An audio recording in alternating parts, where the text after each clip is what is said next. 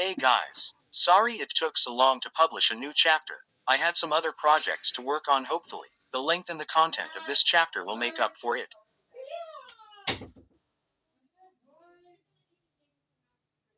Also, I do not own Boku no Hero Academia, its characters, or its locations. They are all owned by Kohei Horikoshi, Jump Comics, and Funimation. And now, here is the newest installment of Family Matters. December 18th. Keep up, Eri. We're nearly there. Uraraka said as the little girl's head swiveled around in amazement at the decorations hanging between the skyscrapers of Tokyo.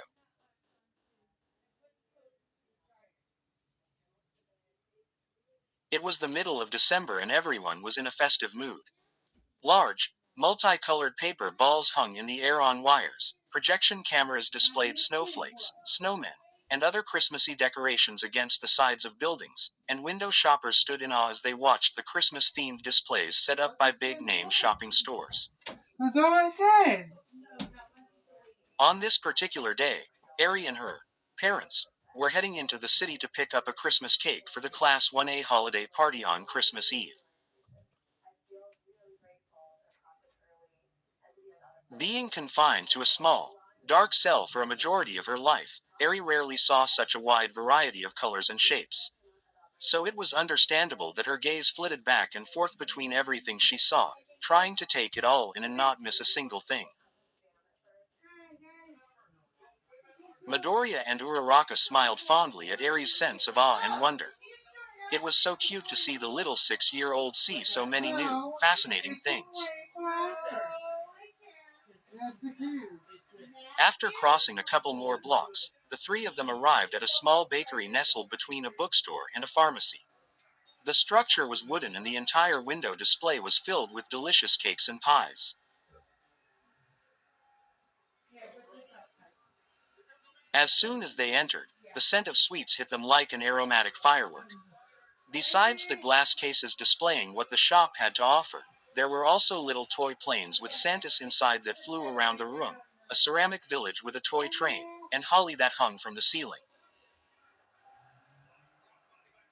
Hey Uraraka, Midoriya said as Eri's wonder-filled gaze continued to drink in all of the sights. If you get the cake, I can watch Eri. Sounds good. Uraraka walked up to the counter where an elderly woman was kneading dough. Hi, Uraraka greeted and the woman looked up from her work and smiled warmly at her. My name's Uraraka Ochako. My friend, Ashido Mina, ordered a cake for our party. Ah yes, the woman said as she used a towel to clean her hands. We just finished it yesterday. I'll be back with it in a few minutes. As the old lady went into a secluded part of the shop, Uraraka turned to see Midoriya crouching next to Eri and pointing at the various cakes and sweets. She silently giggled as Eri's eyes glistened with happiness and her mouth watered. Uraraka glanced at Midoriya and couldn't help but smile fondly at him. It had been almost 3 months since Class 1A had accepted Eri into their lives and Midoriya was proving to be a better father figure to her than anyone could have ever imagined.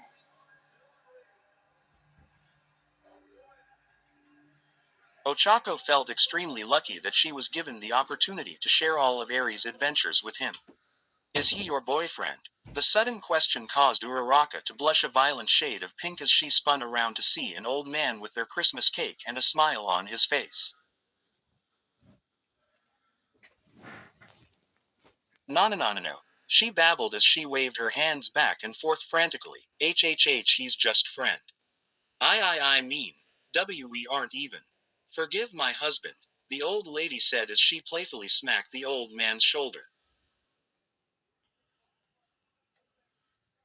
He's got the blood of a romantic coursing through his veins. She smiled as Uraraka composed herself, inspected the cake, withdrew the money that 1A had pulled together from her pocket, and handed it to the couple.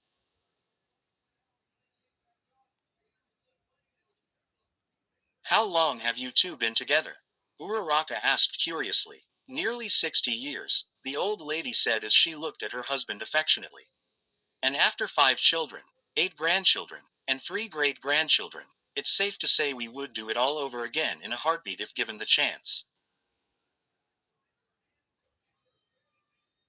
Promoted stories. You'll also like Future Hero Izumina 30.8K 423 characters. Aren't mine Izumina is the best ship ever. Takes place after the school trip. Also, 1A is already living in dorms. Disclaimer. The story is not same as in M. Moving up 83,549 after Katsuki helps Izuku get a job at the discount store he works at. Izuku soon has to face the crush he's been harboring for his childhood friend. While he deals with the merman from Ashore Mermaido Bakudaku 90K 2.6K Izuku. Midoriya has been raised by sea creatures and only remembers bits and pieces to where he's from. Izuku decides to go on a journey to find the answers to where he are. Quirkless Police O complete 75.7K 1.7K. This was my first fanfic. It's shitty, be careful. Izuku Midoriya, quirkless police officer. After his interaction with All Might, he gave up on being a hero. He decide, hell hath no fury like a woman scorned 222K 3.3K Izuku. Midoriya and Katsuki Bakugo have always had a rocky relationship between the two. But what happens when Izuku's girlfriend Ochako Uraraka finds out something more? Unlikely pairing 36.2K1K2. Heroes with opposite personalities find that they're more similar than they think. Through their history, they discover a love and trust for each other which no one.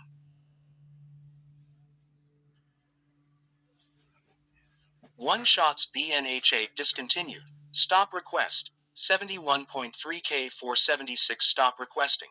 I will block you. Most of these are sad or have serious themes because I like reading and writing angst. I do not own BNHA or any of its characters. Uraraka couldn't help but smile at how sweet that sounded. After a few seconds, she made her way to Midoriya and Eri, who were still looking at the confectionery selections.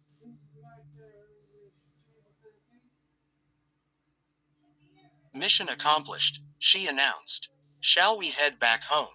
Midoriya and Eri nodded. It was getting close to dinner time anyway. As they made their way to the door, however, the old man called out to them and handed a candy roll encased in festive wrapping. Something for the little one, he said as he smiled warmly at Eri. Eri returned his smile as she took the candy and unwrapped it. It was a soft caramel chew with a thick cream in the center. As she took a nibble, the sweet mixture of the two caused her taste buds to dance in pure delight. It was almost as good as the candy apple Midoriya had given her at the cultural festival.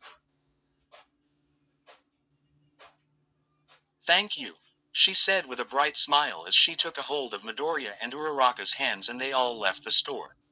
As they watched them leave, the elderly woman couldn't help but chuckle a bit.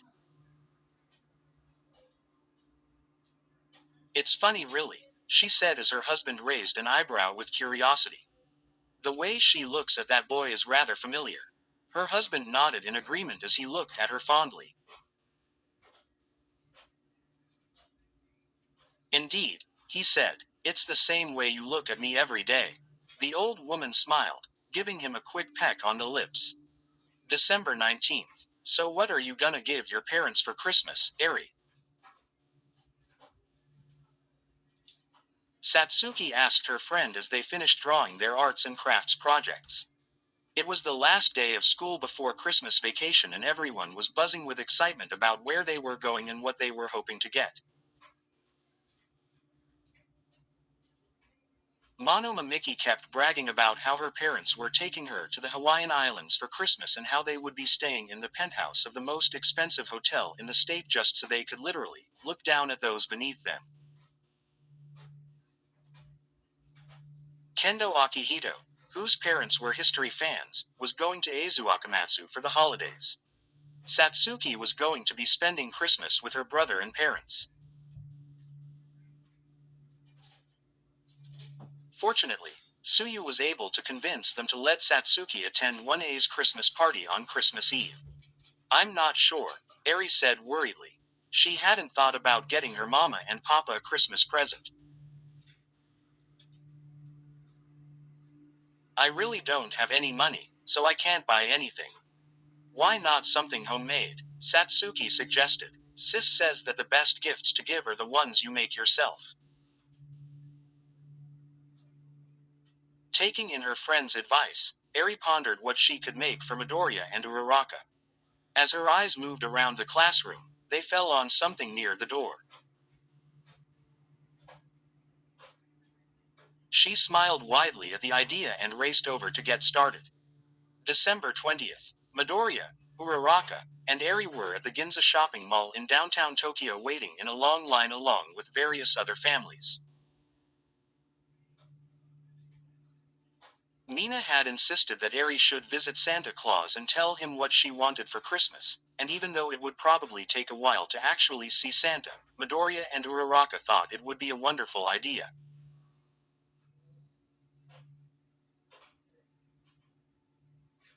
Now standing in line waiting to see St. Nicholas, Eri was jumping up and down excitedly as the line got shorter and shorter. Now remember Eri, Uraraka said as she crouched down to Eri's eye level, when you get up there, he'll ask if you've been good or bad and you answer truthfully. Then, when he asks you what you want, you tell. Okay. Eri could only nod her head up and down in excitement. Come on. How long does it take to ask the fat guy what you want for Christmas? The man behind the three called out. Make up your mind.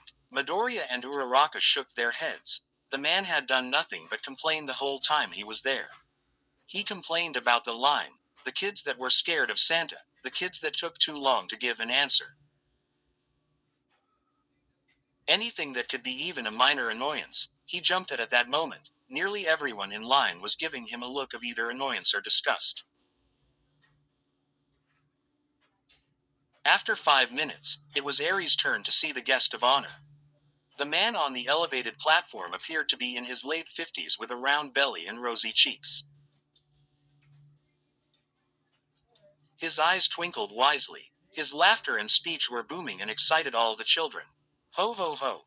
He laughed as he picked Eri up and placed her on his lap. And what's your name, little one? Eri, Mr. Claus, she said with a smile on her face. Eri, Santa asked with a hearty chuckle. What an adorable name for a girl. And have you been good this year? At this, Eri began to think back. There was that incident with Mickey whom she got into a tussle with at school. There was also the time she carelessly spilled juice over the floor and Iida told her off. Hey kid, the guy in line called out. Answer the stupid question already, will ya? Some of us would like to get this done and over with. At this, a tick started to form on both Midoriya and Uraraka's heads. Well, Eri said as she looked up at Santa, I haven't been bad. But I haven't been good either. I see, Santa said with a kind nod. Well, not every child is perfect, Eri. So what would you like for Christmas this year? Again, Eri began to think. There were so many things to ask for, but the one thing she really wanted was. Hey, say the wish already. Both Uraraka and Midoriya were almost stretched to the breaking point as the jerk kept complaining. Worried that she was making people impatient, Eri motioned to Santa to lean in closer, to which he complied. She then whispered something in his ear and his eyes crinkled as he smiled at her. I'll see what I can do well then. Have a great day and a Merry Christmas, Eri. Thanks, Santa, the little girl said as she bounced off his lap and took a hold of Midoriya and Uraraka's hands. About damn time. The jerk in line mumbled as the family passed by. Little brat wasting everyone's time on some stupid wish. Unfortunately for him, those words were just loud enough for Midoriya to hear, who stopped dead in his tracks. "Excuse me, girls," he said to both Uraraka and Eri. "I'll be right back." As the girls looked at him in confusion, Midoriya casually made his way over to the man and tapped his shoulder.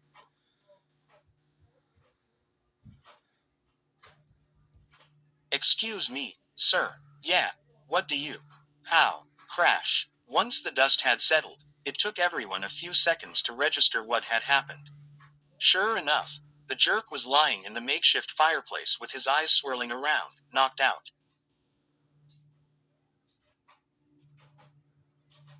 Midoriya's middle finger was smoking, too, as if he had used his quirk to send the man flying into the fireplace. As the rest of the people in line watched in shock, Midoriya calmly walked up to Santa and muttered something like, "Sorry about the mess."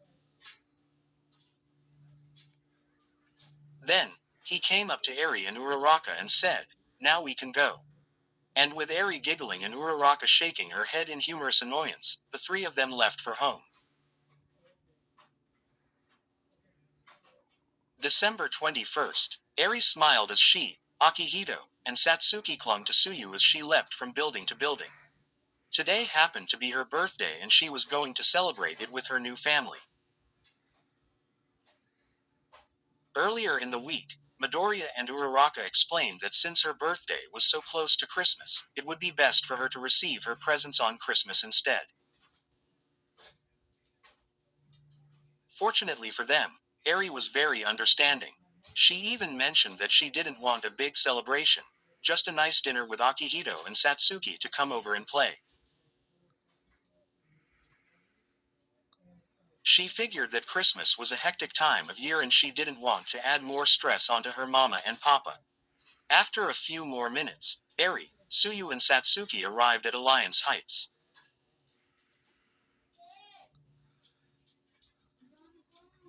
As soon as they entered, several of the students, including Midoriya and Uraraka, smiled upon seeing Eri. For the next few hours, Eri, Akihito, and Satsuki played with Eri's numerous toys, talked about what they were hoping to get for Christmas, and wondered what the Christmas party would be like. At around 6, Eri's favorite dinner was served. Dinosaur-shaped chicken nuggets with French-cut green beans on the side. As soon as dinner was over, Mina dimmed the lights in the kitchen. Soon, Iida came out of the kitchen carrying something that had 7 lit candles sticking out of it. As soon as he came into view, the rest of Class 1A, Akihito, and Satsuki began singing. "Happy birthday to you. Happy birthday to you." As Iida set the object down in front of Eri, her eyes widened and she grinned widely at what she saw. It was a birthday cake with vanilla frosting and a colored syrup drawing of All Might. "Happy birthday, dear Eri. Happy birthday to you." As soon as the song was over, Eri reached for the cake with excitement. "Not yet, sweetie," Uraraka said before Eri could even touch the frosting. Noticing his friend's confusion, Akihito said, "First, you make a wish for only yourself to know. Then you blow out the candles. And if you blow them all out, it'll come true," Satsuki chimed in with a smile. Upon hearing this, Eri began to ponder what wish she wanted to come true. There were so many things, like owning a puppy or a kitty, receiving a box full of candy apples, or getting a giant stuffed teddy bear. Suddenly, her eyes sparkled as she thought up the perfect wish. Taking in a deep breath, Eri leaned forward and blew out all the candles on her cake, with a little help from Midoriya and Uraraka without her knowing. The entire room erupted into cheers as party poppers went off and showered Eri with colorful streamers. After that, the rest of the evening was uneventful. If you didn't count the part where Midoriya was mortified when he saw Bakugo viciously eating his slice of All Might's face. Soon, 8 o'clock came around and Suyu left with a sleeping Satsuki in her arms.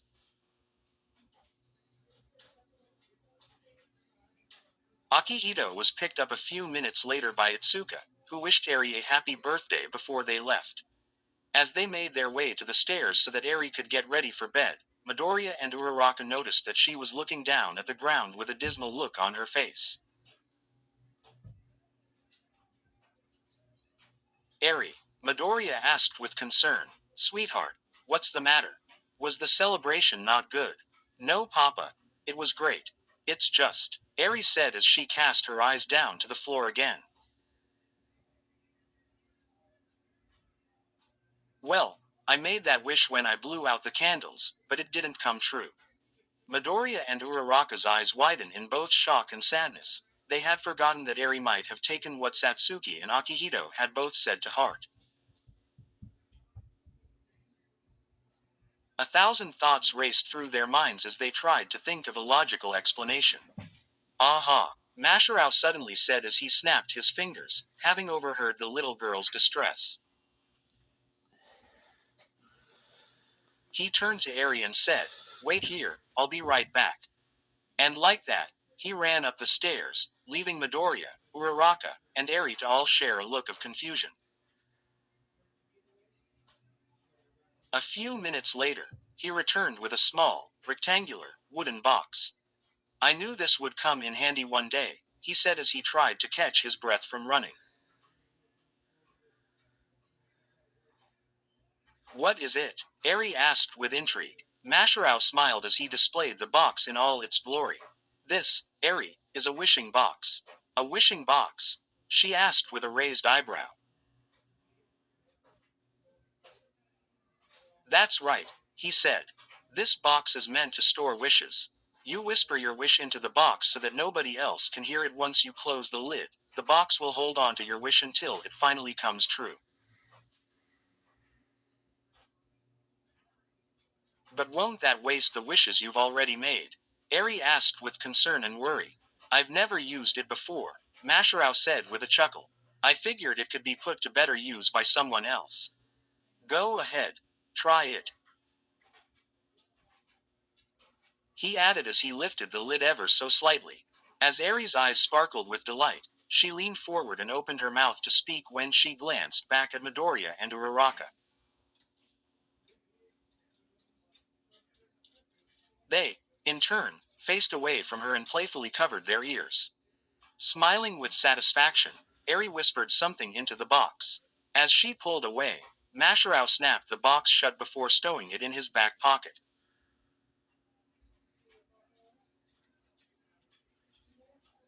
"I'll hold on to it just so it doesn't get lost or someone ends up throwing it away," he explained. Eri nodded and then hugged Masharao with a huge smile. "Thanks, Uncle Mashi," she said. "No problem, kiddo," Masharao said as he returned the hug. His eyes then looked up at Midoriya and Uraraka, who were both giving him silent, "Thank you," Masharao responded with a thumbs up. Unbeknownst to the small group, Hagakure saw everything and gave an invisible blush at the thought of Masharao being so good with kids. She sighed dreamily at the thought of having little invisible or visible kids with the man before she silently continued her way up the stairs to her room. December 22nd. It was early in the afternoon when Midoriya came face to face with both Mr. Aizawa and Uraraka outside his bedroom door. "Is there something wrong, Mr. Aizawa?" Midoriya asked a little nervously. "No," Aizawa said in an apathetic tone of voice. "I just wanted to let you both know that there are some people downstairs who want to talk to you." And with that, he took his leave. Midoriya glanced at Uraraka and noticed that she shared the same quizzical look as him. Breathing deeply, they both made their way down to the first floor.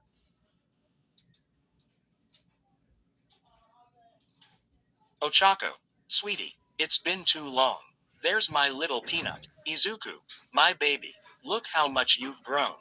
The cries from the people that stood before them caused both Midoriya and Uraraka to smile widely as they ran and embraced them tightly. Mom, Dad, I've missed you both so much, Uraraka said as her parents flashed identical grins at her. Mom, what are you doing here? Midoriya asked as he wrapped his arms around his mother. Well, I got off work early today, Inko said as she gave her son a warm smile, and I was in the area, so I figured that I might as well stop by and say hello. And construction has been put on hold due to the impending snowstorm, so your mother and I decided to visit you, Mr. Uraraka said to his daughter. His eyes soon fell on Midoriya and he walked over and stuck out his hand. So you're the Deku boy, huh? He asked. Why yes sir, Midoriya said, slightly intimidated by the man's bulky physique. But actually, it's Midoriya.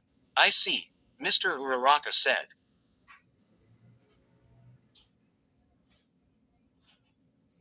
Well, it's a pleasure to finally meet you, boy, he exclaimed wholeheartedly.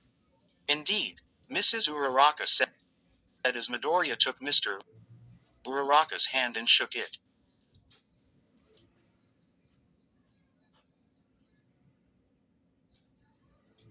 Our little Ochako has told us so much about you. You told your parents about me, Midoriya asked as he looked at Uraraka. Her cheeks turned bright red at the question.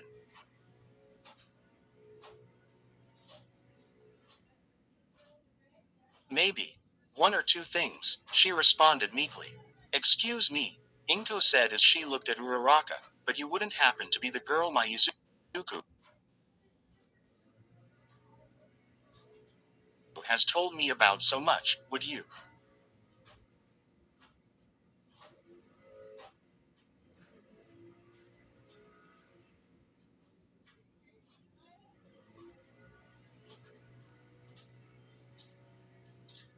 IGG guess so, Uraraka said nervously as she bowed to Inko.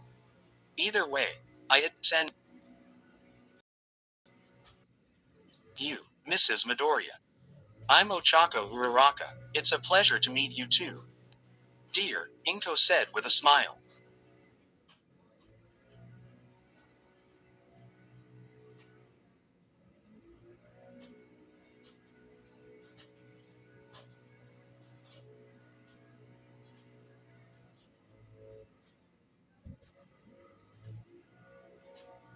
From what Izuku's told me, it would seem you two share a deep connect. Say, I have an idea.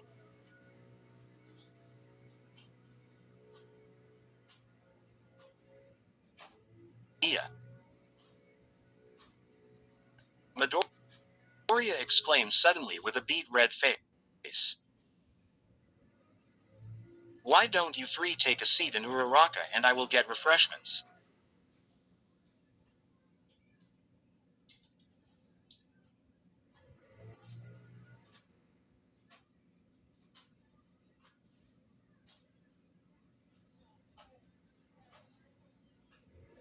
As the adults took their respective seats in the living room, Midoriya and Uraraka began to prep some tea and water. All the while, neither one of them glanced at each other as they both shared a pinkish hue on their faces.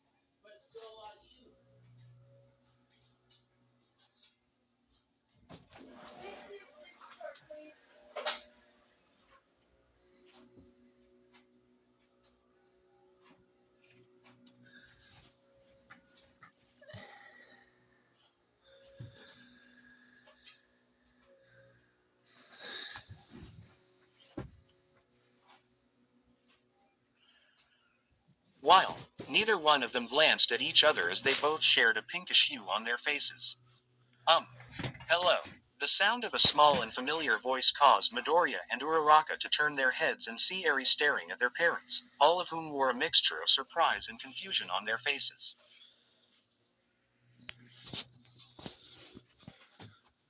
It was at that moment that both students came to a horrible realization. Oh crap. They both thought. I forgot to tell my parents, Mom, about Eri. Izuku. Inko asked as she glanced up at her son. Does UA have a daycare program? No. Midoriya stuttered as both he and Uraraka shook like leaves. I live here. Eri chimed in as she kept her distance from the three adults she had never met before. Oh. How nice, Mrs. Uraraka said even though she still sounded confused. I'm sorry to ask, Mr. Uraraka began as he continued to look at Eri, but who are your parents? And before Midoriya and Uraraka could even stop her, Eri raised her arm and pointed her index finger at them.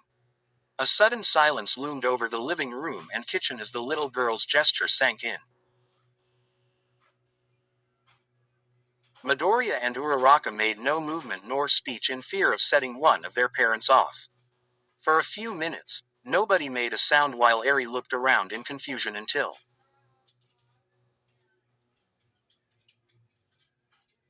Wah! Inko cried out in pure terror as tears poured out of her eyes like waterfalls. I had a feeling this would happen. Letting my son live in a co-ed dorm. I didn't want to think it at first, but now it's evident. My baby boy's a gigolo. What? Midoriya exclaimed in a panic as his face turned beet red. No mom. It's not like that. It's just. He immediately stopped when he heard a menacing growl coming from behind him. As Midoriya slowly turned around, his eyes widened in terror as he looked into the deathly glare of Mr. Uraraka. Almost instantly, Midoriya scampered away from him until his back hit the wall. You little punk, Mr. Uraraka said as he cracked his knuckles and moved slowly towards the boy. I'm gonna make you pay for defiling my baby girl. Dad, no, don't kill him. Uraraka yelled as she leapt forward and grabbed her father by the waist in the hopes of holding him back. Unfortunately, it was to no avail as Mr. Uraraka's superior build and determination outmatched Uraraka's, and the gravity user's feet were dragged on the floor as she clung to her father's waist. Mrs. Midoriya, she said as she directed her attention to the hysterical woman while still trying to hold her father back. Please, never. I mean we didn't. The banter between the four echoed throughout the dormitory. Most of the students who heard were tempted to help, but decided against it so as to not worsen the situation.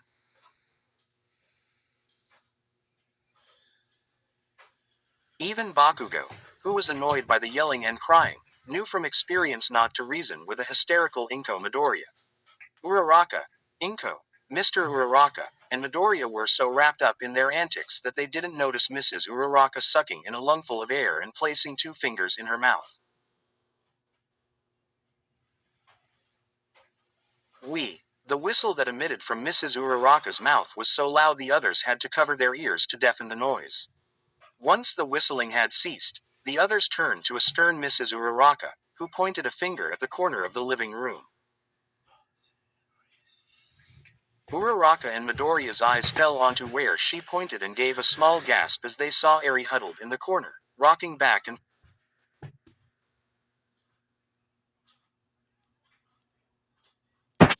forth and crying.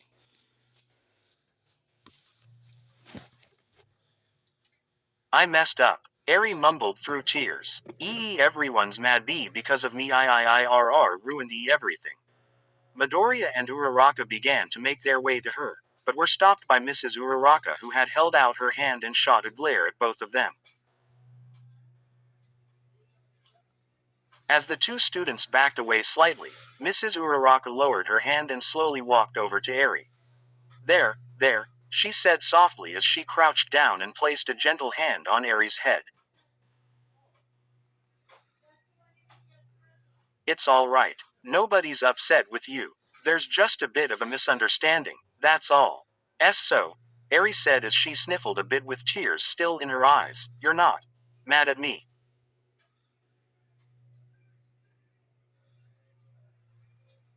No, of course not, dear. Mrs. Uraraka said. You did nothing wrong. Here, she added as she pulled out a handkerchief and wiped Eri's tears away. She then picked the little girl up and held her close to her chest as she rubbed Eri's back in a circular motion to soothe her. Soon Eri began to calm down and ceased to cry. Better? Mrs. Uraraka asked with a small smile, to which Eri nodded silently. Now then, Mrs. Uraraka said as her gaze fell on the others. If we could all have a seat and act rationally, I'm sure there's a logical reason to all of this if we just let Ochako and Midoriya explain. Ochako, here. She added as she handed Eri back to Uraraka, who gave the little girl a kiss on the head to ensure her that she was not to blame. With that said, Inko and the Urarakas sat down on one couch while Midoriya and Uraraka sat across from them on the other couch. Now, Mrs. Uraraka said once everyone had settled, how about you two start from the beginning? And with that, Midoriya and Uraraka told their parents everything. Midoriya running into Eri, the mission to rescue her, battling Overhaul and the 8 precepts of death, losing Sir Night-Eye, and Nezu granting Midoriya temporary guardianship over Eri. Once they had completed their story, they saw their parents with mixtures of shock and sadness on their faces. My, Inko said, staring at Izuku, that's certainly a lot to take in.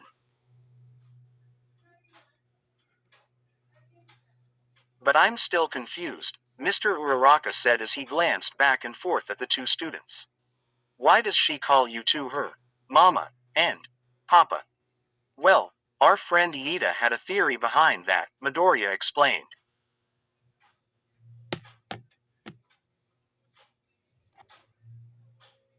The thing is, Aries never really had any positive parental role models in her life.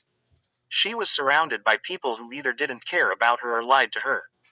Due to the fact that she ran into me when she tried to escape and I helped save her, she automatically saw me as the father figure she never really had.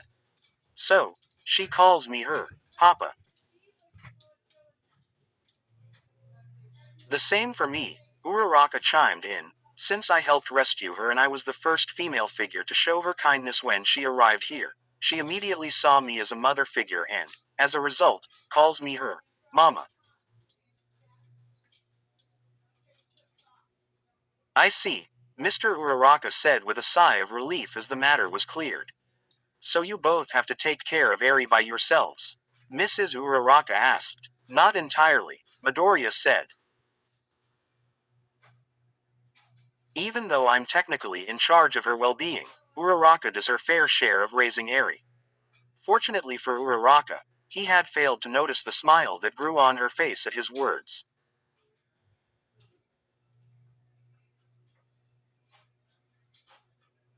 And even our classmates help out as well, he added as he used his fingers to count off. Kirishima cooks her breakfast every other day, Tsuyu takes her to and from school and sets up playdates with her sister Satsuki. Yaoyorozu reads her a bedtime story every night. Iida and Todoroki help her with her homework. Heck, even Mashirao gives Eri fighting lessons in case she can't use her quirk. The sense of confidence that emulated from both Midoriya and Uraraka started to falter. However, when they noticed their parents were looking at each other and sharing a look of concern on each of their faces.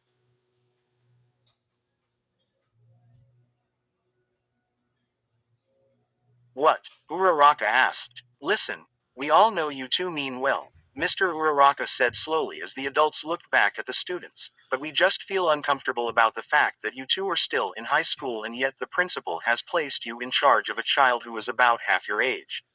Even with the help you both receive from your classmates, raising a child is not an easy task.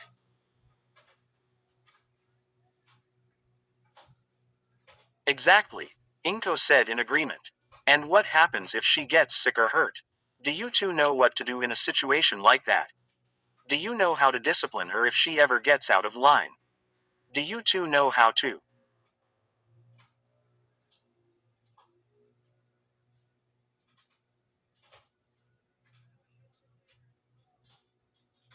Mom, stop, Midoriya said with an aura of frustration and seriousness, causing his mother to stop talking. I get why you're all worried about this situation. But it wasn't just Principal Nezu's decision to put me in charge of Eri, it was also my choice as well. Sir Nightai died trying to save Eri and make this world a little less dark.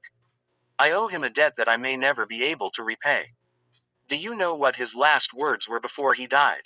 He said, society needs smiles, laughs, and energy to bring about a brighter future. Every time I do something that makes Eri either laugh or smile, it's as though his last wish is being fulfilled.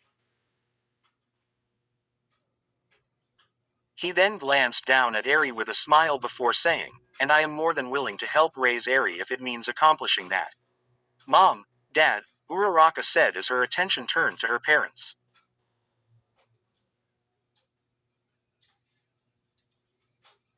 Do you remember the time when we went to the park and I tried to defend that little boy from those bullies right before Dad stepped in? You told me to always do what I thought was right, no matter what. And if that means giving Eri love, affection, and someone to call her Mama, then I am more than willing to do it because it's what I feel is right. As their children finished their speeches, the Urarakas and Inko couldn't help but smile a little at how much they had grown up since they began attending UA.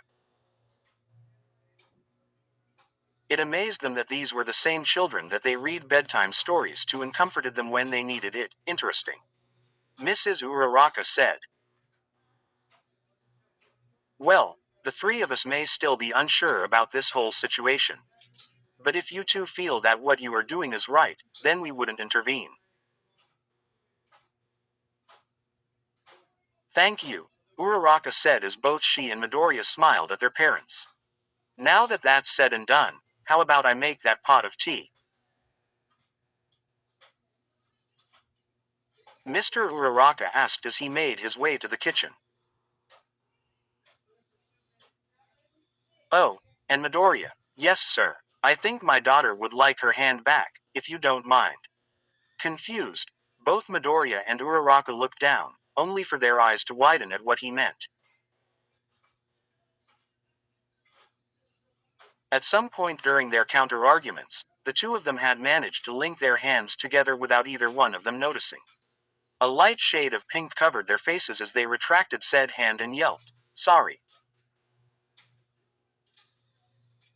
Inko and Mrs. Uraraka smiled sweetly at how adorable their children reacted toward each other while Eri could only look on in confusion. The rest of the visit went fairly well.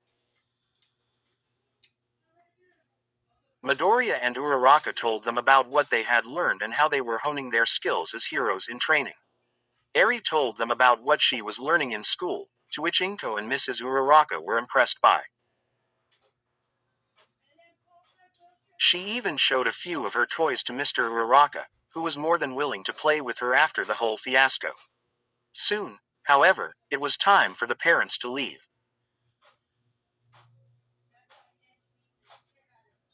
As they gathered up their coats and winter boots, Eri motioned for Inko to lean forward. As she did, the little girl whispered something in her ear. The older woman smiled as she rose up and said, "I'll see if I have any that might work." To which Eri smiled in kind. "It was great to see you, sweetie," Mrs. Uraraka said as she gave her daughter a tight hug. "And it was good to see you too, Midoriya." "Indeed," Mr. Uraraka said in agreement. "And again, sorry about threatening you earlier." "It's all right," Midoriya said. "There was just a lack of information. Be sure to call me on Christmas, will you?" Inko asked her son. "You know I will, Mom." He smiled. Inko smiled too as she stood up on tiptoes and gave Midoriya a peck on the cheek. "Bye," the three adults called out as they made their way to their cars.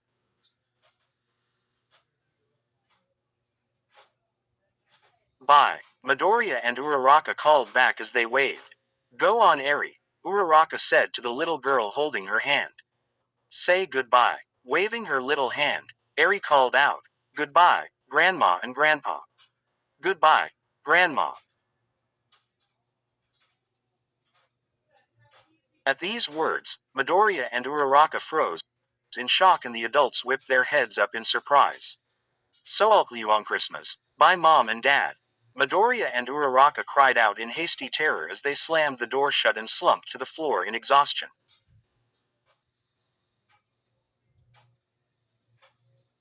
December 23rd. "Hey Eri," Kaminari said as Eri's head perked up from her book. "Wanna help me and Jiro decorate the Christmas tree?" "Sure," Eri exclaimed excitedly as she raced over to the electricity and earphone jack users. She soon stopped at a bare fir tree with a box of assorted Christmas lights and ornaments. "So how are we gonna do this?" Kaminari asked as he placed a hand on his chin.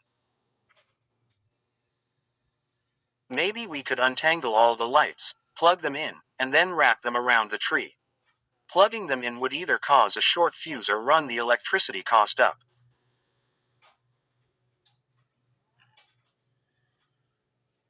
Jiro said as she rolled her eyes at him. "You untangle those wires while Eri and I separate the ornaments from heaviest to lightest." With that, Jiro began removing all of the boxes that contained the heavy ornaments while Eri gathered all the ones containing the lighter ornaments.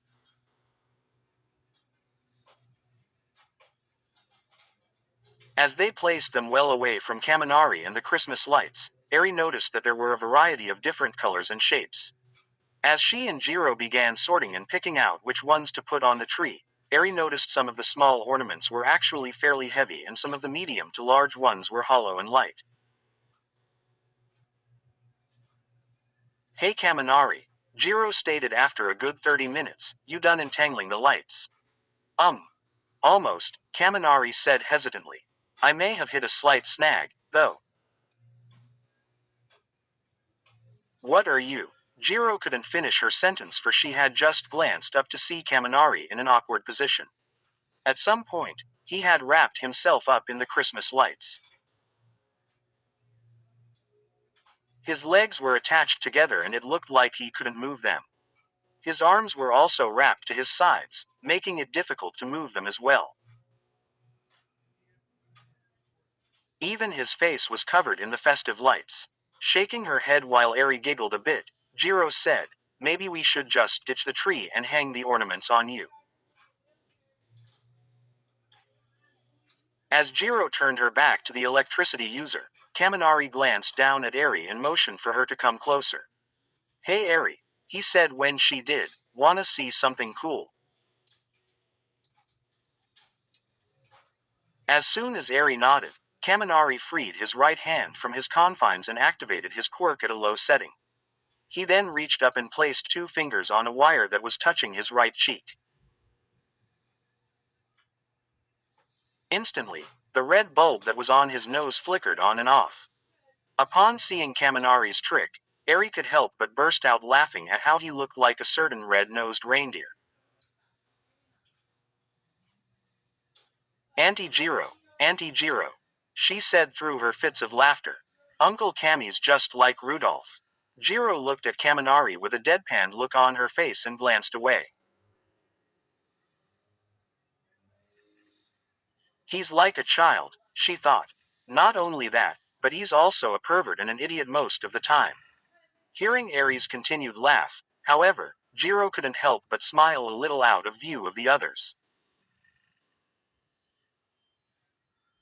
But, he means well, and when he's not an idiot or a pervert, he's a nice guy. Who knows? He might even be a good fath. She snapped back to reality before she could even finish that thought. Realizing that her cheeks were slightly warm at the thought of Kaminari being a father, Jiro accidentally activated her quirk and stabbed him in the head, earning a cry of pain from the electricity user and a gasp from Eri. After the Christmas tree was decorated and Eri had a PB&J sandwich and cut up apple for lunch. My favorite, by the way. Same here. Midoriya and Uraraka suggested that they all go outside and enjoy the snow. The others agreed. It would be nice to get out of the house since they were all on vacation. Besides, it had been a while since Eri had actually played in the snow. As the other students began dressing for the extreme conditions, Midoriya and Uraraka fitted Eri into her snow pants, snow boots, winter coat, mittens, scarf, and winter hat. When asked if she was ready to head outside, Eri could only give a small thumbs up with her mitten. As Eri in Class 1A walked outside, the little girl's eyes sparkled with wonder at the snow falling from the sky. She stuck her hand and watched with delight as a snowflake gently landed on it and melted upon contact. Midoriya and Uraraka chuckled a bit at the aura of adorableness Eri was emitting. Hey Eri, Mina said excitedly, try catching them with your tongue. It's fun. She then proceeded to stick out her tongue until a snowflake landed on it. Eri followed suit and, soon enough, a snowflake landed on her tongue. Needs more sugar, Auntie, she said innocently. Kudos to those who get the holiday reference. Snowball fight, Mineta cried out as he gathered ammo. Absolutely not, Iida said sternly. Snowball fights are dangerous, childish, and are a bad influence on the younger genera. His sentence was interrupted as Mineta had taken the opportunity to hit him in the face with one. As the snow slid off his face, Iida's eyes darkened. It is on. He gathered some snow to make his own. Soon, everyone in Class 1A was hurling snowballs left and right, not caring who they hit. Stay close to me, sweetie, Ochako said as a snowball sailed inches above her only to come into contact with Sato. Eri nodded vigorously as she watched the projectiles whiz around her in every direction. Got you now, round face. A hauntingly familiar voice called out. Both girls turned around to see Bakugo charging toward them with a snowball in his hand and an evil grin on his face. Ochako looked around trying to find another snowball, but she used her last one on Mina. Thinking fast, she lifted Eri up and held her out in front of her. Seeing this, Bakugo planted his heels firmly into the snow, skidding to a halt mere inches from the little girl's face. Hey, no fair, round face, Bakugo yelled. You can't use the kid as a human shield. Put her down and thwap. During Bakugo's tirade, Eri had taken the opportunity to hit him in the face with a snowball. Upon seeing the explosion user's snow-covered face, Ochako was finding it difficult to not laugh out loud. The snow quickly melted off Bakugo's face as he gnashed his teeth in anger and rage. Run, he said through gritted teeth. Run, Eri, run for the hills, Ochako exclaimed as she placed Eri down and both ran away from Bakugo, who was using his quirk to try and catch up to them.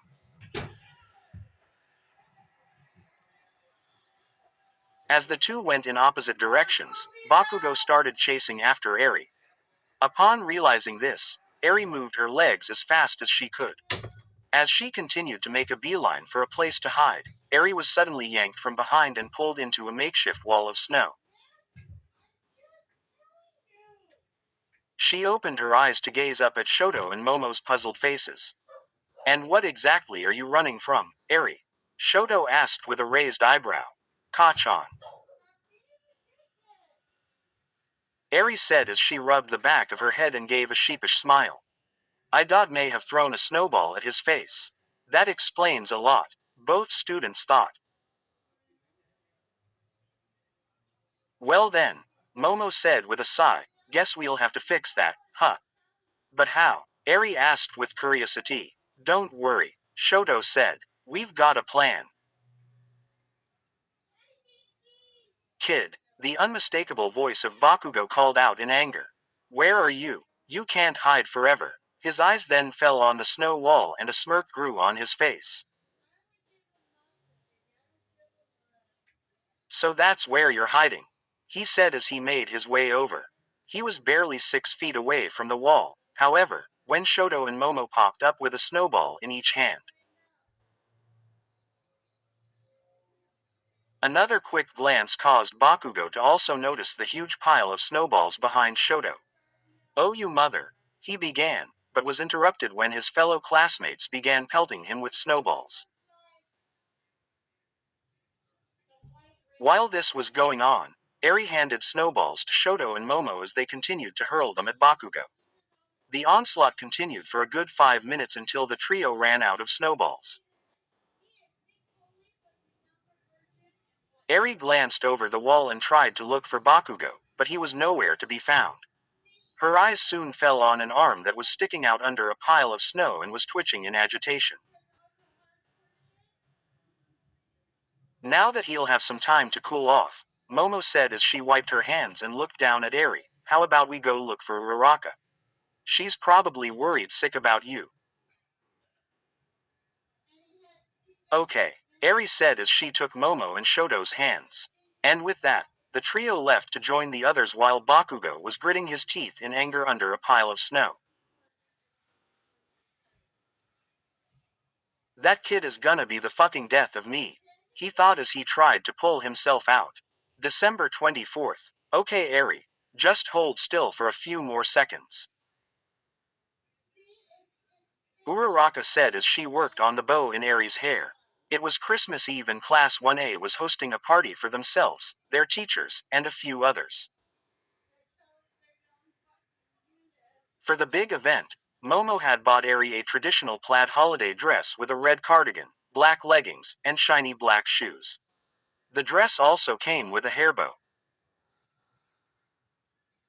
"And we are done," Uraraka exclaimed as she finished tying the bow. Eri stepped down from the circular stand and twirled a bit, causing the bottom of the dress to sway.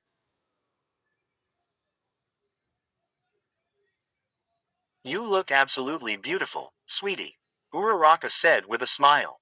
"Thanks mama," Eri said as she glanced up at Uraraka. "You look pretty too." Uraraka was wearing green pants with a red turtleneck sweater.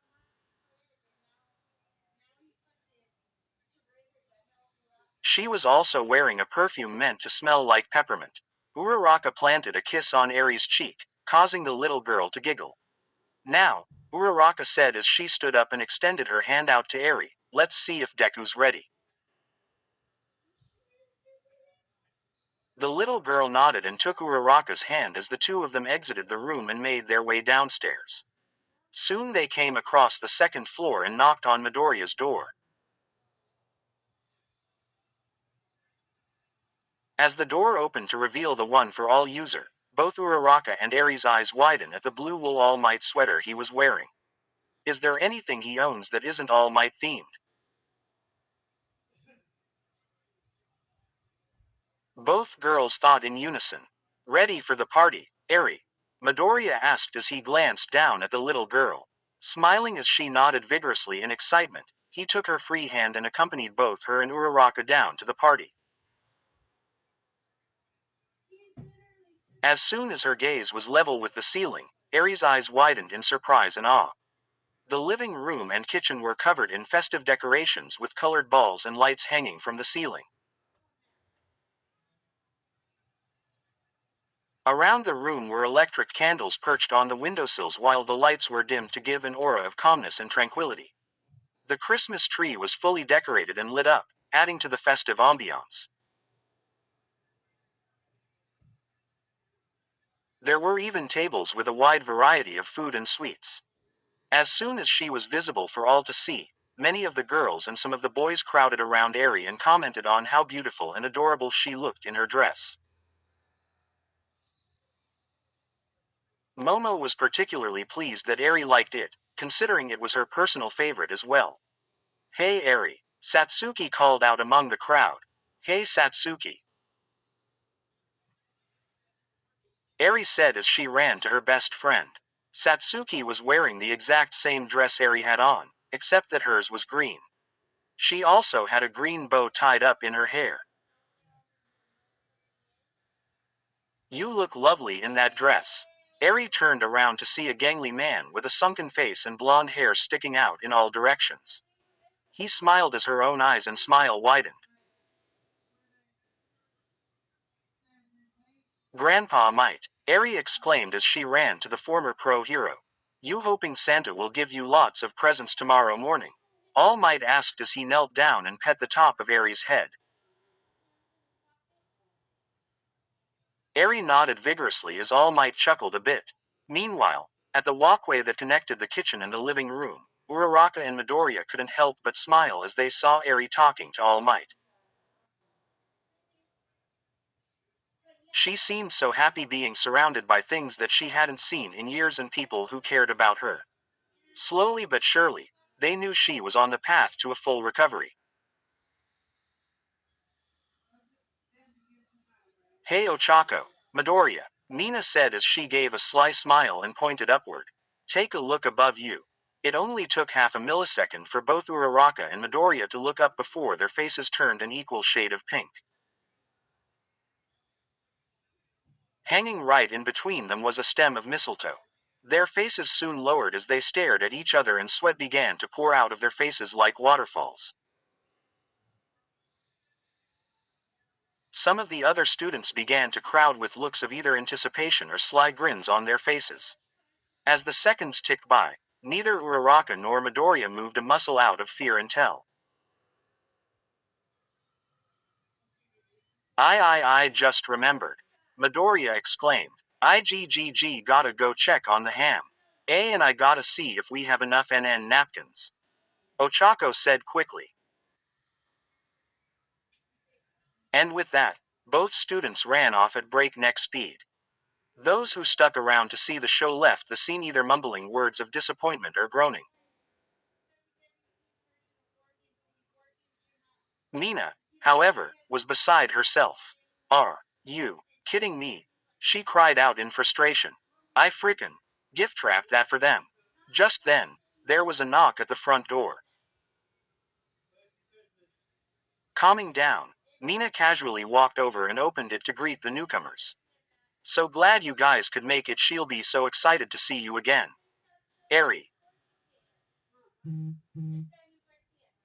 she called out. "Look who's here." Eri, meanwhile, was talking to her grandpa when she heard Mina call out her name. Confused, she turned around to see Mina along with the new guests. Eri's eyes widened with happiness as she recognized the newcomers. "Uncle Mirio, Uncle Tamaki, Auntie Neji," she cried out as she ran toward UA's big three. Mirio Tagata gave his signature smile as he leaned forward and picked Eri up. He then playfully tossed her into the air before catching her and holding her in his arms. "Merry Christmas, Eri," he exclaimed in his boisterous voice. Tamaki Amajiki only responded with a mere "hi," while Najire Hado greeted Eri with a "Merry Christmas" and a kiss on her right cheek. With Tagata still carrying Eri, the big three made their way towards their fellow interns.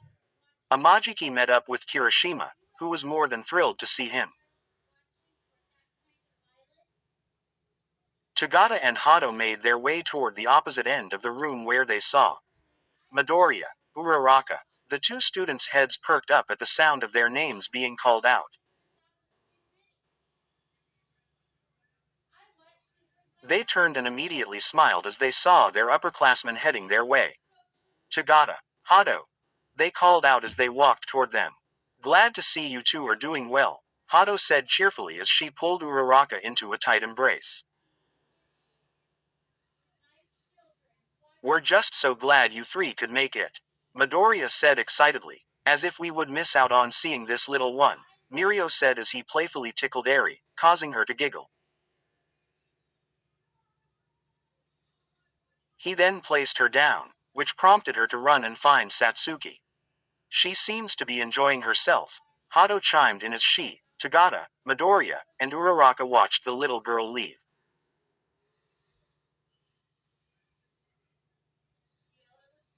Midoriya and Uraraka both nodded in agreement as they watched Eri fondly.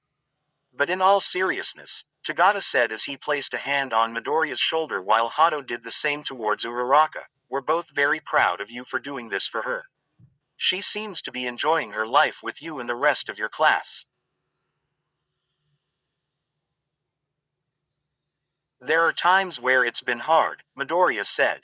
But in the end, it's worth it. I can imagine, Tagata said simply. And if he were here to see how happy she is now, I'm sure that Sir Night-Eye would also be very proud of you, Midoriya. Midoriya only nodded in response. Meanwhile, Eri and Satsuki were shuffling stealthily with their backs pressed up against the wall. Their target: chocolate chip cookies on the dessert table. Are you sure we won't get caught, Eri? Satsuki asked. Of course we won't, Eri said with confidence. Everyone's distracted. We just need to get to the table and we're home free. With the matter settled, both girls moved through the crowd with cat-like reflexes until they had reached their destination. Both pairs of eyes widened in anticipation as Eri reached for the chocolatey morsels. Don't even think about having one of those till after dinner, young lady. Uraraka's call caused Eri to retract her hand back and swivel her head to try and find her mama. She soon found her talking to Hado casually as if nothing had happened. How did she even know? She thought in confusion. Both Eri and Satsuki sighed in defeat as they walked away from the dessert table. Psst, Eri, a voice whispered out to her. Both girls turned to see All Might with his back facing them. Their eyes glanced downward and widened as they noticed two cookies in his right hand.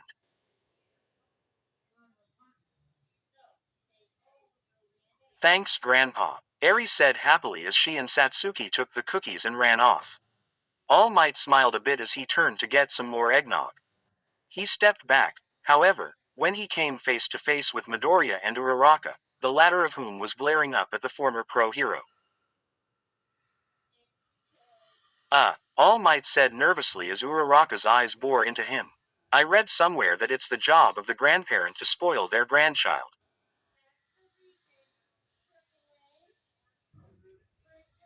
He then gave a weak and hopeful smile that the excuse would save him from the wrath of Uraraka's motherly instincts. Uraraka only sighed in defeat. Well, since it is Christmas, I guess I can let it slide, she said as All Might sighed in relief and Midoriya rubbed the back of his neck while laughing sheepishly.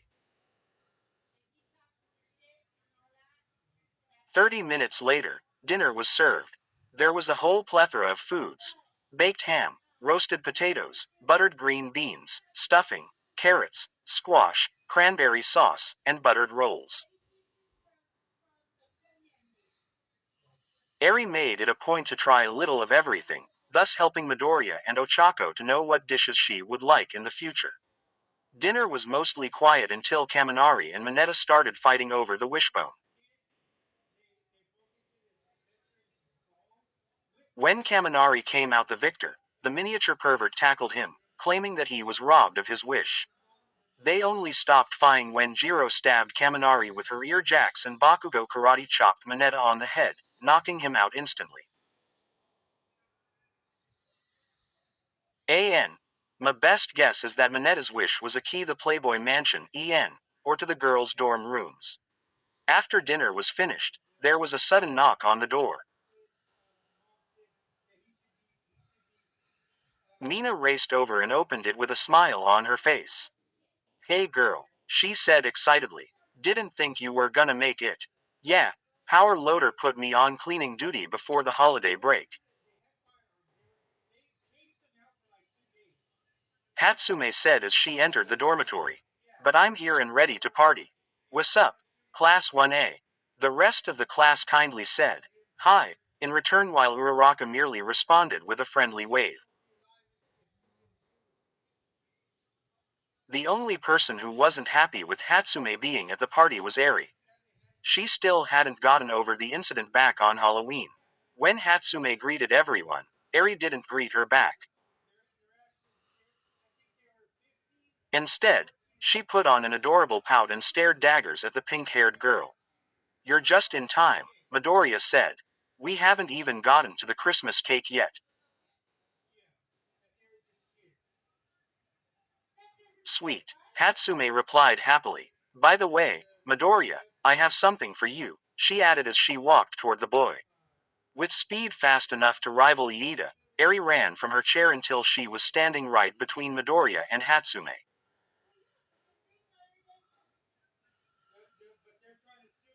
She then stretched her arms out in a protective stance and glared at the mechanic standing before her. Chuckling, Hatsume looked down at the little girl and said, "I come in peace, kid." "Anyway," she said as she glanced back at Midoriya, "the high-density weights that you ordered were just completed today."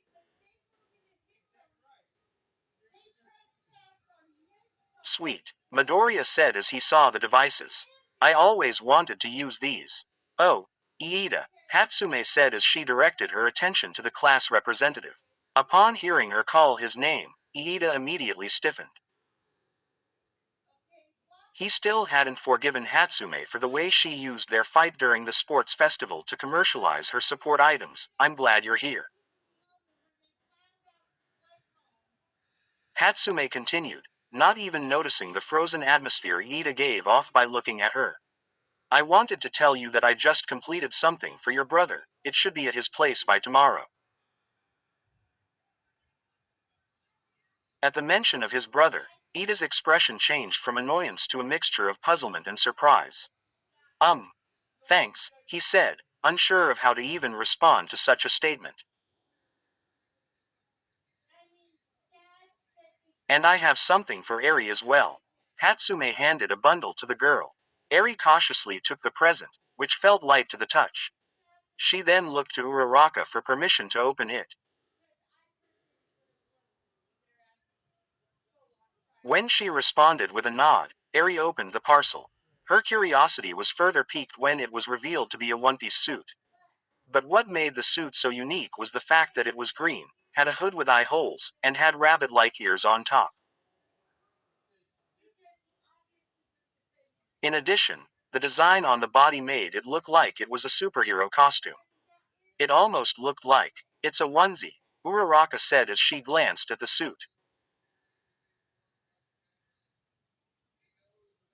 "And from the looks of it, I think it's meant to look like yours, Deku." At this, Midoriya took a second look at the onesie. She was absolutely right. The ears, the design on the body portion, and even the footwear were all similar to his own hero costume.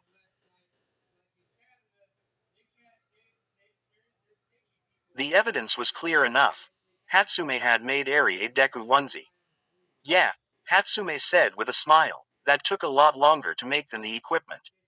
I've never sewn before and I had to go through 20 suits before I got it right."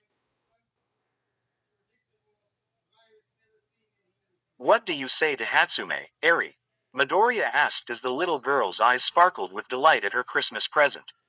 Eri suddenly stiffened at the fact that she had to thank the girl that always got too up close and personal with her papa.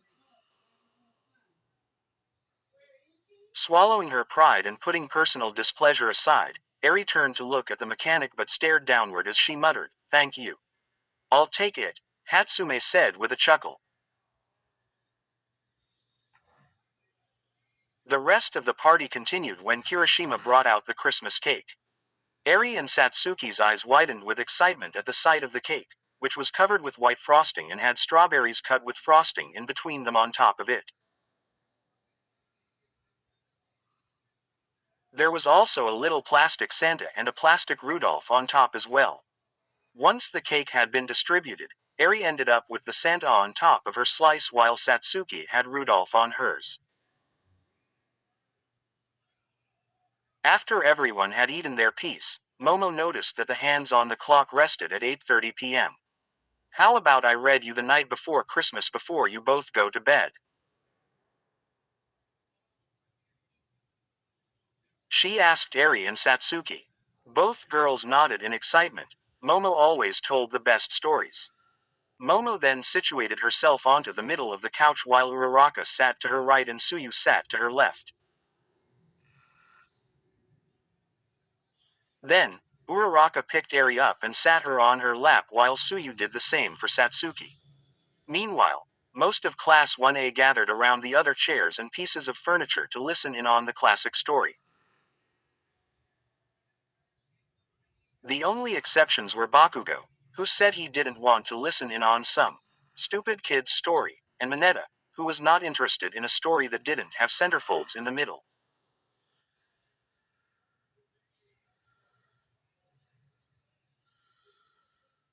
Once everyone was situated, Momo pulled out the book and flipped through the first page. She then cleared her throat and read, "'Twas the night before Christmas, when all through the house, not a creature was stirring, not even a mouse. The stockings were hung by the chimney with care, in hopes that St. Nicholas soon would be there." Throughout the entire reading, Eri kept a huge smile on her face while listening intently. She giggled a bit when Momo read the description of Santa. Meanwhile, Uraraka and Midoriya couldn't help but smile at her adorableness.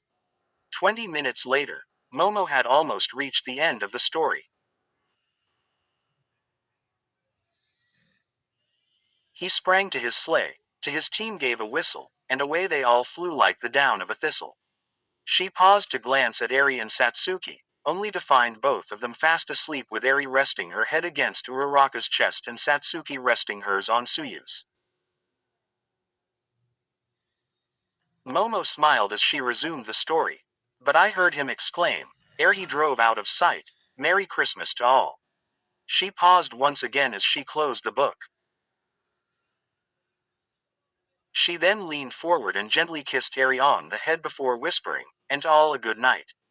With the story done, the Christmas party was deemed officially over.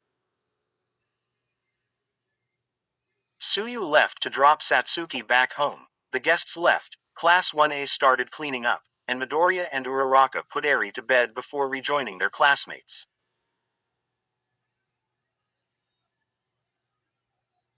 December 25th. Eri, wake up, Uraraka said as she desperately tried to shake the little girl awake. Her excited pleas were only met with groans. 5 more minutes, Mama, Eri said grumpily as she pulled her blanket over her head. Seeing her act of resistance, Uraraka began to ponder how to get Eri out of bed. Maybe the reveal of breakfast will get her up, she thought. But then another strategy popped into her head that made her smirk a bit. It was the same technique that her parents used to get her up on Christmas when she was little. "All right," she said, trying to sound as casual as possible. "Then I guess you don't want to open your presents." Almost instantly, Eri sat up in bed with her hair sticking out in all directions. "Presents?" she asked. She then glanced at the calendar on Uraraka's wall and her mouth widened into a smile as she noticed the circle around the number 25. It's Christmas," she excitedly exclaimed. As she made a beeline for the door, she soon felt herself running in place. She then turned back to see Uraraka grabbing the back of her shirt with just 3 fingers and a smile on her face. "How about we take a bath first?" the UA student asked as the little girl ceased her running. Okay, Eri said as Uraraka loosened her grip. Uraraka then picked up the little girl and gave her a peck on the cheek. And Merry Christmas, sweetie, she said. Eri then kissed her on the cheek as well and said, Merry Christmas, Mama. And with that, the two girls went off to the showers to get cleaned up. Afterwards, Uraraka changed into black pants and a pink sweater while Eri changed into a white shirt with Rudolph on the front, black leggings, and a black skirt. She then took Uraraka's hand and followed her downstairs. When they reached the ground floor, everyone was there waiting for them to arrive. Upon noticing them, everyone cried out in happiness with some wishing Eri a Merry Christmas. Midoriya himself greeted her with a kiss on the cheek. He was wearing a green shirt and green pants. Merry Christmas, Eri, Kirishima said as he held a plate of cinnamon pancakes with apple topping on it.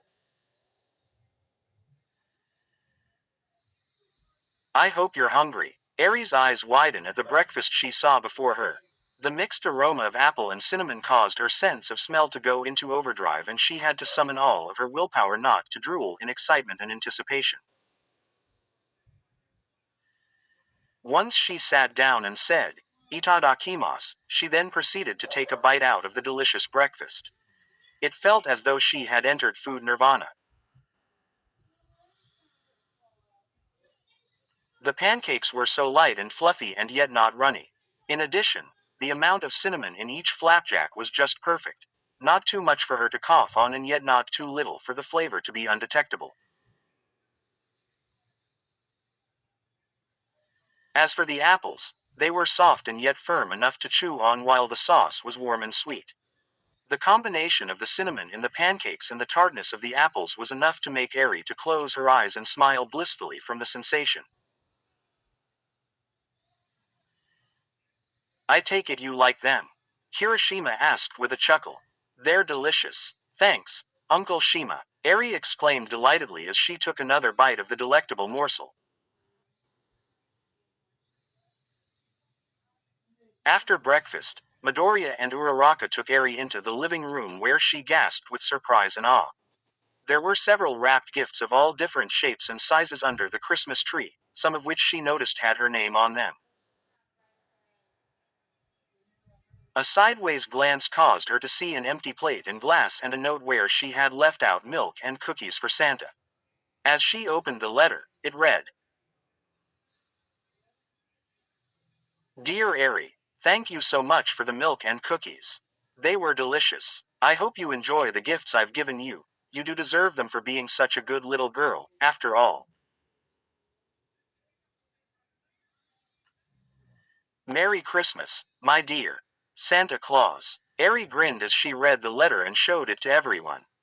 When she wasn't looking, Midoriya silently fist bumped Honta for thinking up the idea of the letter and writing it himself.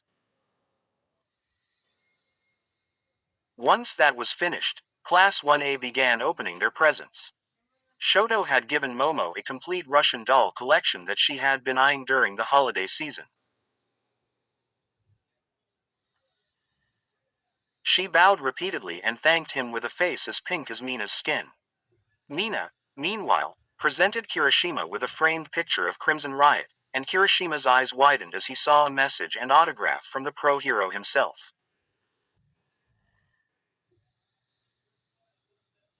The gift resulted in Kirishima unexpectedly kissing Mina in gratitude before realizing what he was doing and pulling back. In turn, Mina Kiss tackled him to the ground, causing a few students to wolf whistle and cheer for them while Midoriya and Uraraka covered Eri's eyes and ears. Uraraka gave Midoriya a new notebook for him to use for future battles, which resulted in him crying out waterfalls. After he had calmed down, Midoriya then handed Uraraka a box of holiday-themed mochi. This resulted in Uraraka hugging Midoriya and, in turn, caused the One for All user to go into a state of shock from being hugged by a girl for the first time in his life.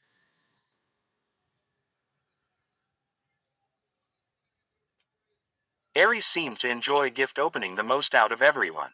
She was practically beaming from ear to ear at all the gifts she received, including a collection of books from Momo, a new training GI from Masharao, an All Might action figure from Midoriya, a framed photo of her, Uraraka, and Midoriya from Uraraka, and others.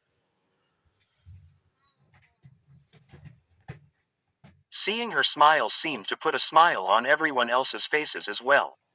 The only exception was Bakugo, who glanced away in annoyance. So Eri, Uraraka said as soon as the gift opening was over, "Did Santa get you what you asked for?"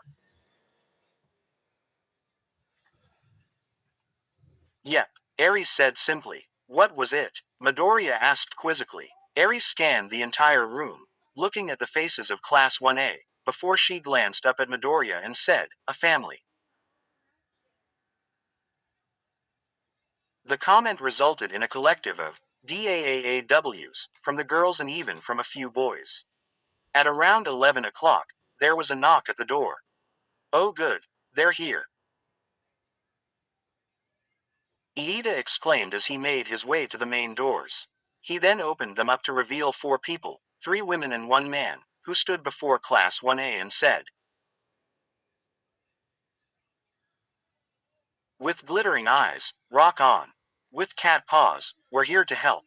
Out of nowhere, we appear. Cutely catly, we sting. The wild wild pussycats off duty." There was a sudden silence in the room as the students and Eri stared at the 4 adults posing ridiculously in front of them. As Eri looked out from behind Midoriya's legs, she could see that they were a unique group.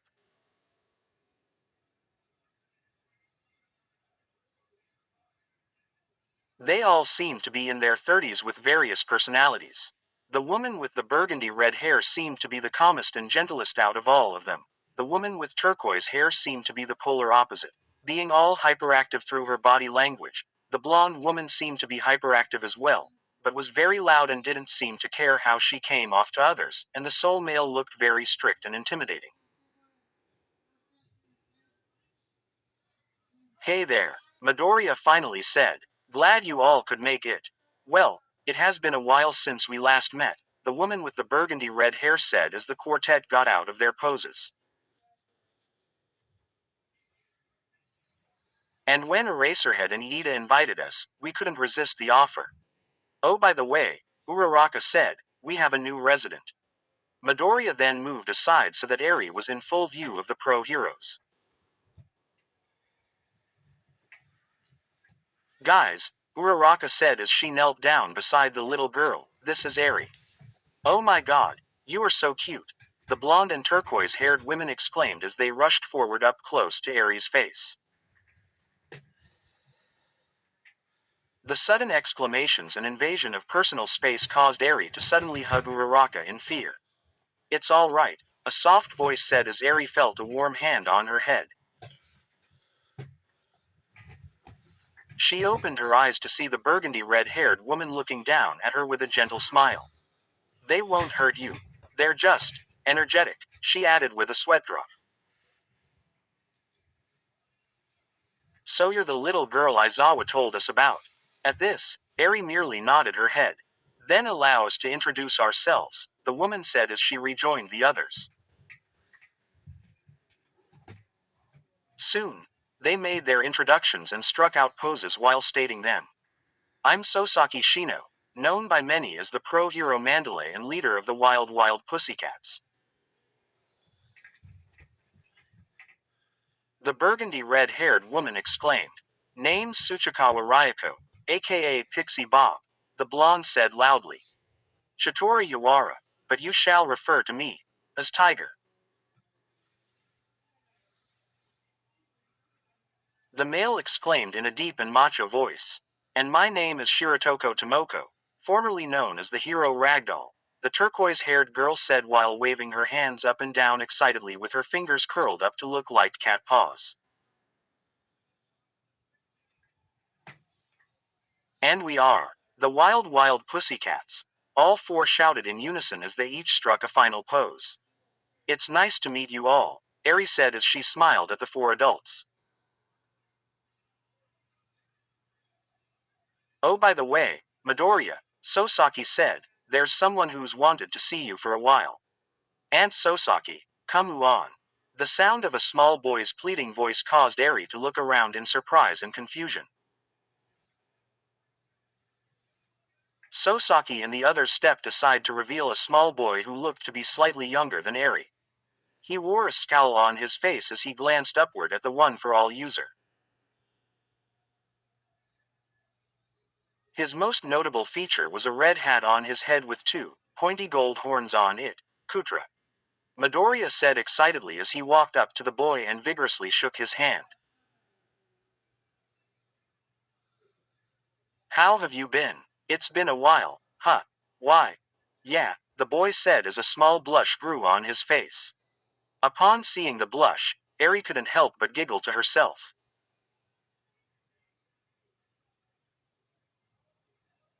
"Kutra," Sosaki said as she placed a hand on Kutra's back. "There's someone you should meet." She then walked Kutra over to where Eri was standing. "Eri, this is Kutra Izumi.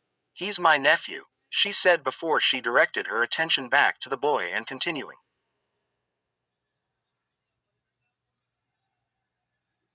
"Kutra, this is Eri.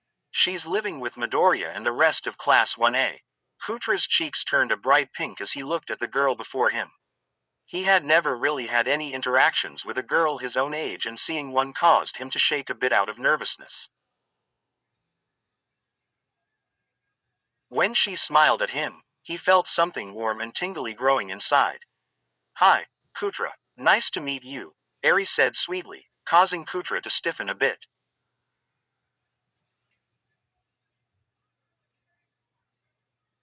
"And nice to meet you too," he said nervously.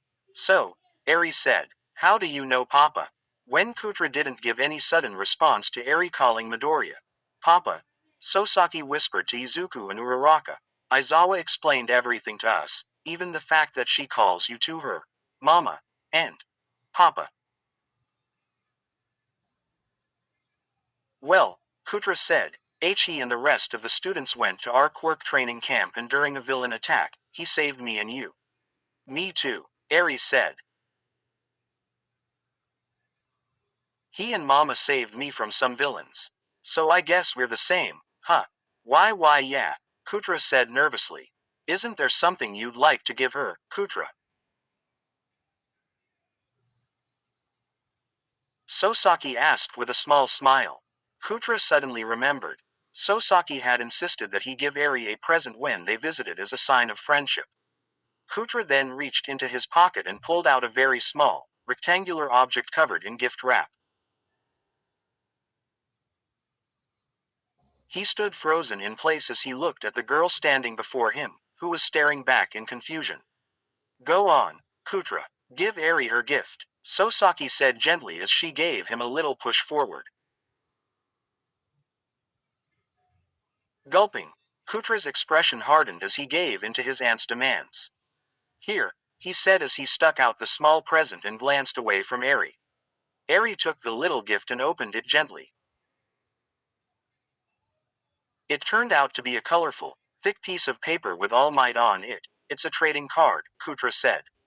"You collect them and trade them with other people for more."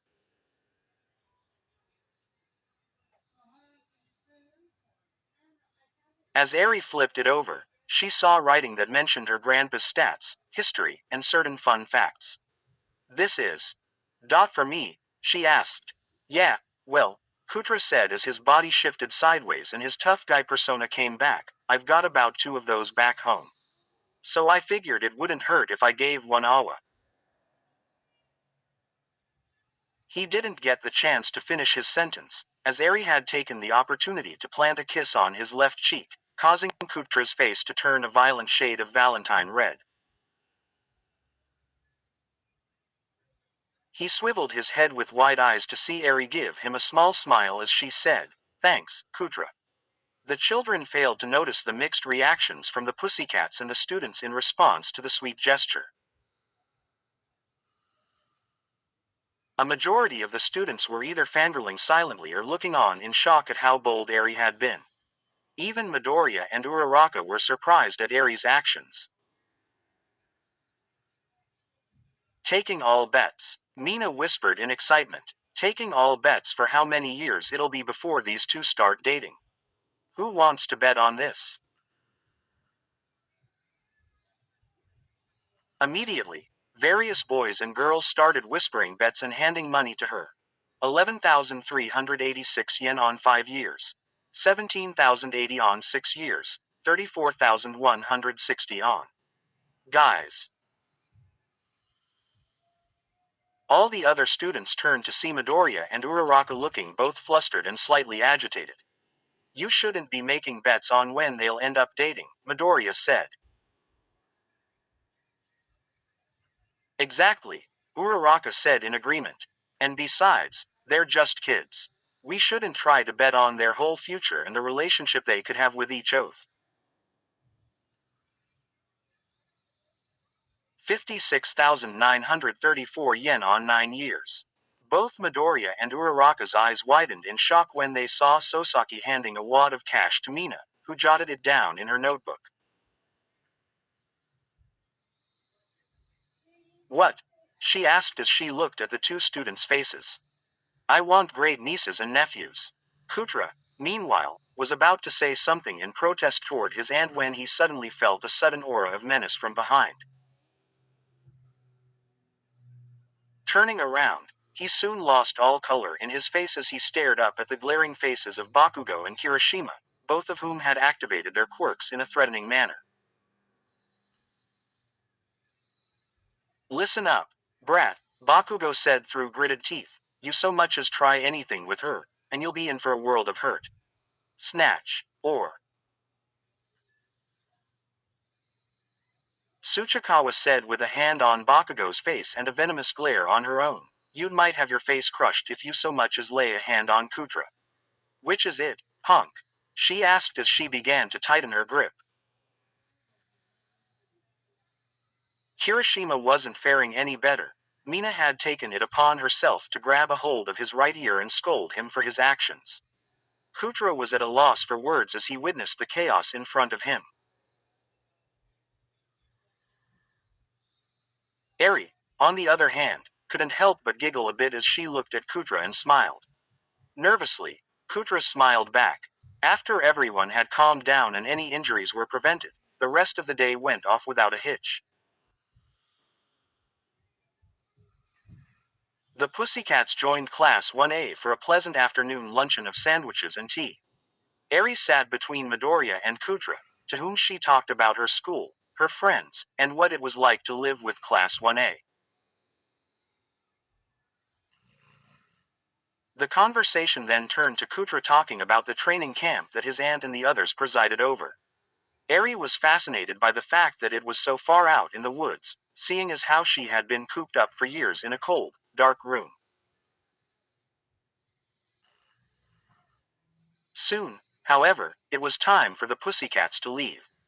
As they were about to head out, Sosaki gave Eri a card that had her contact information, should she ever need help or just want to talk with Kutra.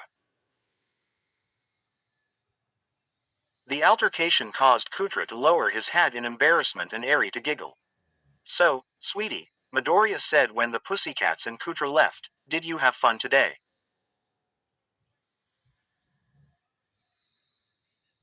Yes, Papa, I did, Eri said with a smile. It was then that her eyes widened as she suddenly remembered something. Wait here, I'll be right back. And with that, she sped off upstairs, leaving a confused Midoriya and Uraraka in her wake. After a few minutes, Eri came back down with a present in each hand. Merry Christmas, Papa. Merry Christmas and Happy Birthday, Mama, the little girl said as she handed the gifts to the two students. Ah, thanks sweet pea, Uraraka said with a smile as she and Midoriya took the gifts. As soon as they ripped off the wrapping paper, their eyes widened in surprise by what they each saw. Midoriya and Uraraka each held a watercolor painting encased in a picture frame, which Midoriya recognized as ones that his mother owned. But it was the painting itself that caused both students to be at a loss for words. The painting consisted of a field with little tufts of grass, a sun, a few mountains in the background, and in the center of the painting were what looked like Midoriya, Eri, and Uraraka, all holding hands and smiling. A glance down at the bottom of the painting showed two words written in black marker that read, "My parents." "I wanted to give you both a gift," Eri said. "I made them in class before Christmas break. And when I met Grandma, I asked her if she had anything I could poo." She stopped, however, when she noticed that both Midoriya and Uraraka were looking downward and shaking. "Mama, Papa," she asked with concern. "What's wrong? You don't like it? It's beautiful, sweetheart," Uraraka said as she looked up at Eri with tears of happiness in her eyes. "This is perhaps the greatest gift anyone has ever given me." "Then why are you and Papa crying?" Eri asked in confusion. "Well, Eri," Midoriya said as he too looked up with tears in his eyes. "I guess it's because seeing these pictures made us remember just how lucky we are to have you in our lives. And how great these past few months have been taking care of you. We love you so much, sweetie. And thank you so much for the thoughtful gifts," Uraraka said as she and Midoriya pulled Eri in for a group hug. As they continued their embrace, both students looked at each other and smiled in silent agreement. This was, without a doubt, the best Christmas either one of them ever had. Bonus content. December 28th. 4 days had passed since Mei Hatsume had attended Class 1A's Christmas party. On this particular day, she was currently working on special tech for one of the teachers. Turning off her welding torch, she lifted her goggles from her eyes and wiped the sweat off her brow. As she took a swig from her water bottle and leaned back in her chair, she closed her eyes and remembered the fun she had that night with Class 1A. She thoroughly enjoyed spending time with her peers that evening, even if a certain little girl still held a grudge toward her. A little smile grew on her face as she hoped that one day, Eri could trust her and enjoy her company. Hatsume's thoughts were interrupted, however, when she heard a knock at the classroom door. Propping her chair back down, she walked over and opened it to reveal a certain male student with glasses and black hair standing before her. "Iida!" she exclaimed. "Long time no see. Did you come to help me test my babies?" "No, Hatsume," Iida said simply. It might have been Hatsume's imagination, but Iida looked more rigid than usual and there was a slight blush on his cheeks.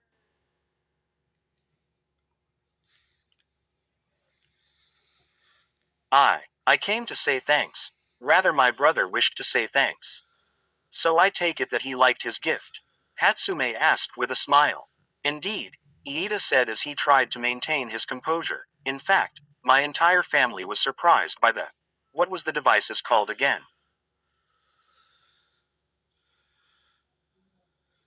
he asked sheepishly. "The mobility grips," Hatsume said with pride. "Devices used to help develop movement for people who have been paralyzed.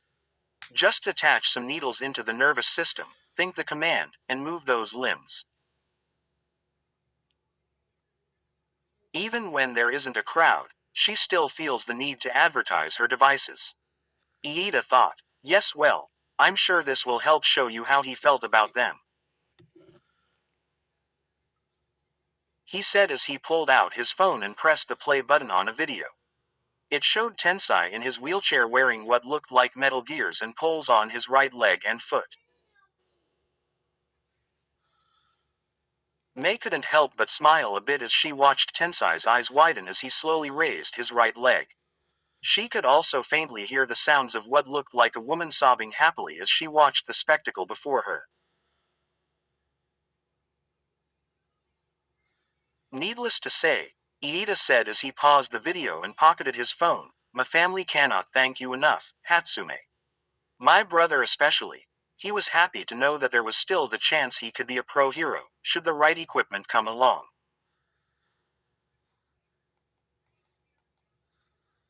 Well, to be honest, I wanted to make up for the fact that I used our bout in the sports festival to market my babies, Hatsume said guilty. And when I heard about what happened to your brother and his condition, I knew it was the opportunity to try and build something that might make things less strenuous for you and your folks. Upon hearing this, Iida smiled a bit. Maybe he had been wrong about her. Though I take it you're not just here to thank me, are you? Hatsume asked as she raised an eyebrow and a smirk grew on her face.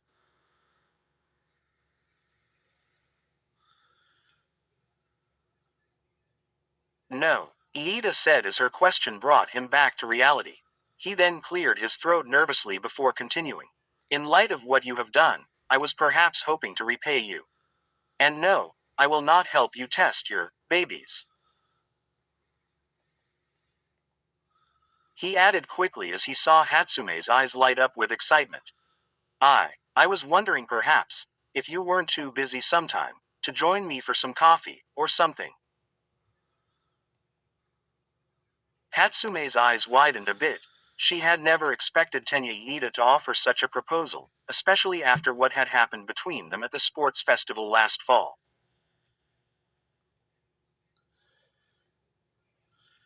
Iida, she said slowly. Are you asking me out on a date? I wouldn't call it a date, Iida said nervously. More like a token of appreciation. That is to say, it's all right if you don't.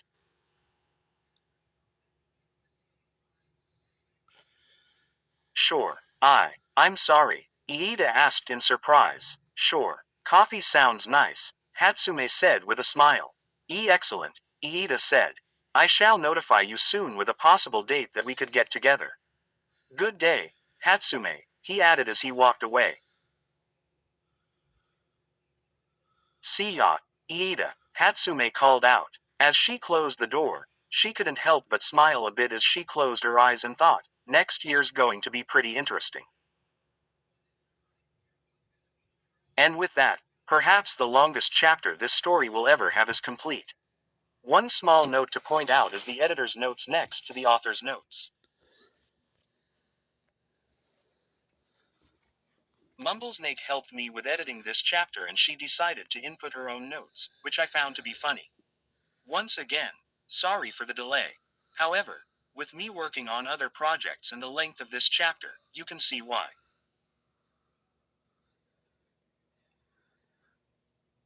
But I wanted to make this chapter extra long as a way of saying, thank you, to my editors and beta reader, my fellow BNHA fans on Discord, and, of course, to all of you who have followed and or favorited me and or this story over this year. It truly has been great working on such a long-term story and you guys made it possible. Midoriya. It certainly is awesome how supportive you all are. Anime. Oh, hey guys. Didn't expect to see you here. Kirishima. Well, we found out it was near the 1-year anniversary of the story. So we figured we might as well visit you.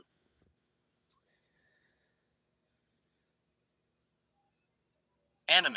Sweet. And where's my favorite little girl in the world? Eri. Hi Anime. Anime. Hi sweetie. Say, I have to ask you a question. Eri. What is it? Anime.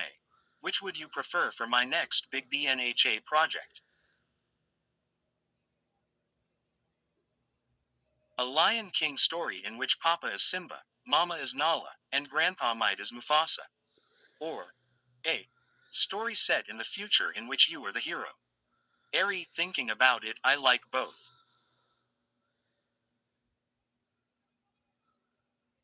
Anime. Well then, I guess it's up to the fans and readers. Turns back to the audience. And that's exactly what you'll do on my profile page. There will be a poll that you can vote on to decide which story I should do next. I won't start working on it until after Family Matters is over, so you will have plenty of time to vote. Uraraka. By the way, aren't you going to be publishing another story next year as well? Anime. Ah yes, in addition to new chapters for Family Matters and Black and White Roses, I will also be publishing a new story centered on the anime Food Wars starring everyone's favorite red-headed rebel and his blonde love interest. And I may throw in my own RWBY story featuring ships like Rose Garden, Ruby X Oscar, Iceberg, Weiss X Neptune, Black Sun, Blake X Sun, and Dragon Slayer, Young X John.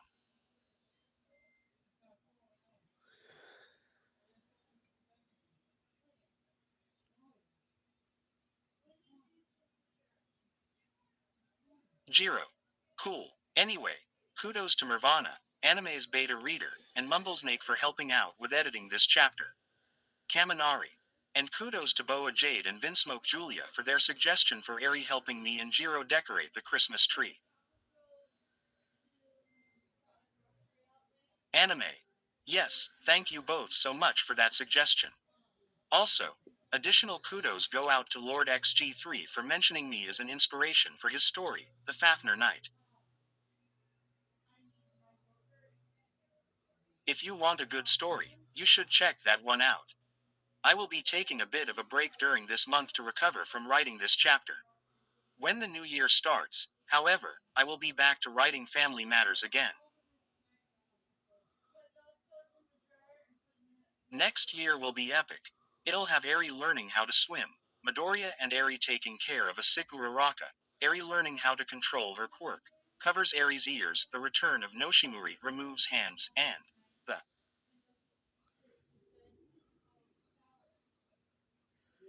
chapter every Izuocha fan has been waiting for. Midoriya and Uraraka. Wait, what? Mina. Finally. Took you long enough. Anime annoyed, watch it, Mina. I could easily change my mind about publishing such a chapter and stall it for longer.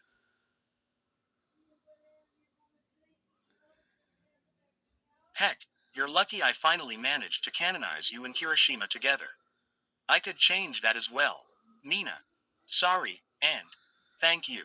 Anime. So keep a close eye out for the next chapter in the coming year, which will hopefully come out quicker than this one. Anyway, thank you guys so much for your support throughout this year. Happy holidays to you all. And, turns. To Eri in Class 1A, wanna help me cap this off? Class 1A and Eri. Sure. Anime.